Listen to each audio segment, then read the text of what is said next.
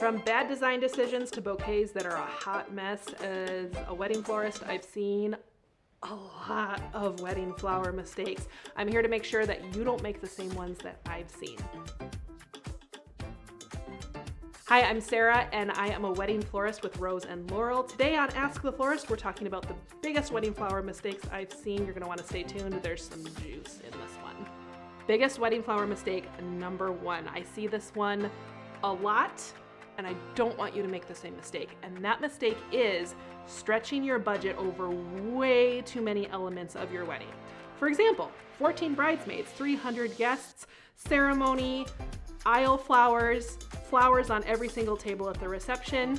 If your budget isn't sufficient for that size of wedding, what's going to end up happening is it's gonna look like you ran out of money. And that's not a good look for anybody. We wanna make sure that your wedding is spectacular and beautiful and that your photos turn out amazing, regardless of what your budget is.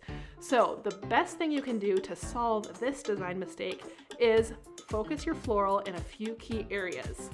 I like to do it where I know your photographer is gonna be hanging out. So your ceremony backdrop, your head table, those are two great places. If your party is gonna be rocking, let's put all of that money into an installation in the ceiling for some awesome video shots. The other thing you can do to make sure that you don't fall into this trap is cut down the number of people in your wedding. Your budget's gonna go a lot farther, and I can tell you, a lot of planners are going to agree with me on this. Cut your guest list and cut the number of attendants in your bridal party.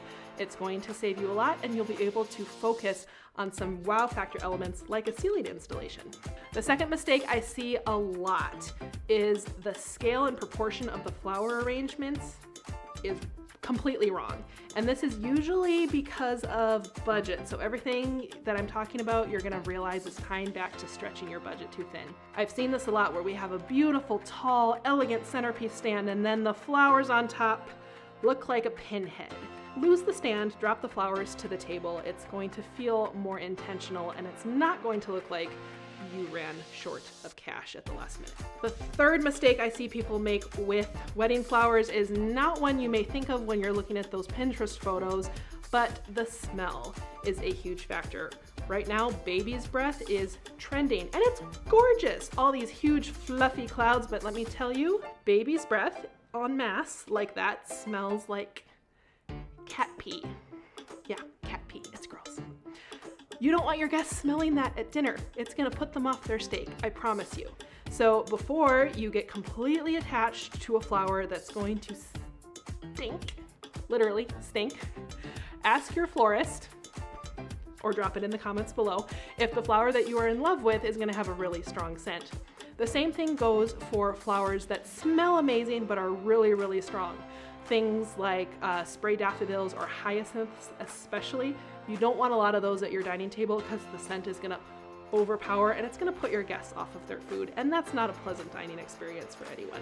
Ultimately, the biggest way to avoid a lot of these design mistakes is to make sure that your budget is sufficient for what you want to do for the day.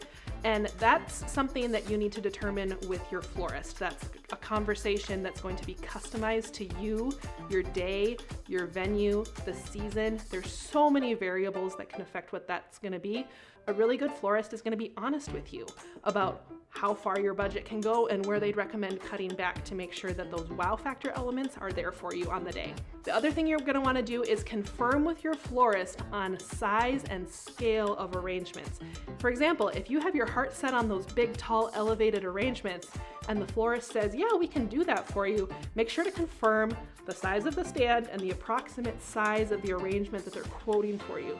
A lot of florists are going to want to make sure that you're getting what you want, and so they'll quote you a tall arrangement, but maybe they'll make the arrangement smaller so they can tell you, well, I'm giving you tall arrangements in your budget, but confirm the size and scale, because what you think you're getting might not actually be what they're quoting you. So just be sure that you're having a conversation with them. It's not intentional, we just want to make sure that everybody's on the same page. These are some of the biggest wedding flower mistakes that I've seen as a florist. Have you seen some real hot messes of wedding flowers? Drop it in the comments below, and make sure to subscribe for more content from Ask the Florist.